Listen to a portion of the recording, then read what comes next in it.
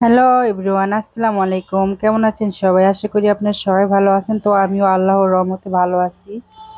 তো আমি আজকে এটা চকলেট কেক তৈরি করব 1 পাউন্ড। যদিও ভিডিওটা একটু বড় হয়ে গেছে, তবু আশা করছি আপনারা ভিডিওটা দেখবেন প্রথম থেকে শেষ পর্যন্ত। আর আমাকে অনেক আপুরাই মেসেঞ্জারে নক দিয়েছে, বলেছে যে আপু আপনার কেকটা কিভাবে বানান, একটু প্রথম থেকে শেষ পর্যন্ত একটু ভিডিওটা দেবেন অবশ্যই। তো আমি তাদের জন্যই আজকে এই ভিডিওটা দিছি। আবার অনেক আপুরাই জিজ্ঞাসা করে, আপু আপনি কি কেকের ক্লাস করান? না আপু, আমি এখনো কেকের ক্লাস করাই না। আমারই নিজেকে আরো অনেক কিছু শেখার বাকি আছে।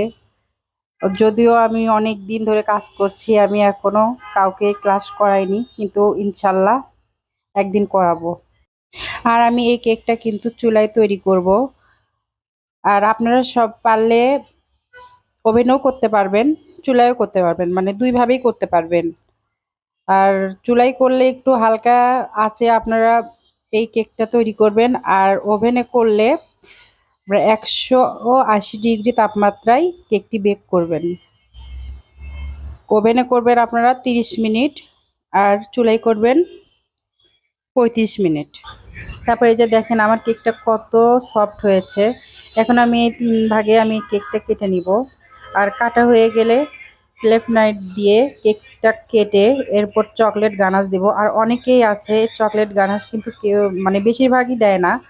আর আমার কাছে কেন জানি মনে হয় চকলেট গানাশটা না দিলে কেকের টেস্টটাই আসে না। আর অনেকেই সুগার সিরাপ দিয়ে নেয় চকলেট কেকে। আর আমি কখনোই সুগার সিরাপ দিই না। আমি সবসময় চকলেট গানাশ দিয়ে কেক তৈরি করার চেষ্টা করি। আমি কেকের বেসটা তৈরি করে 10 মিনিটের জন্য ফ্রিজে রেখেছিলাম। তারপর আমি হুইপ ক্রিমের সাথে কিছু অরেঞ্জ কালার মিক্স করে আমি পুরা কেকটা কাভার করে নিলাম।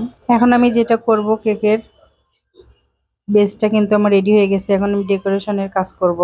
এই তো দেখতেই পাচ্ছেন, এখন কেকটা আমার পুরোপুরি রেডি। তো এখন আমি যেটা করব সেটা হচ্ছে ডেকোরেশনের কাজ করব এখন উপরে। তো আমি প্রথমে একটি নজেলের মাধ্যমে গোলাপটা তৈরি করে নিলাম। আর লিপ নজেলের মাধ্যমে পাতা তৈরি করে নিলাম। আর এগুলো দেখতেই পাচ্ছেন, আপনারা দেখতেই পাচ্ছেন, এটা হচ্ছে সিলভার লিপ বলে। এটা দিয়ে আমি একটু ডিজাইন করে নিলাম। আর উপরে উপরে কিছু সুগার বল দিয়ে নিলাম।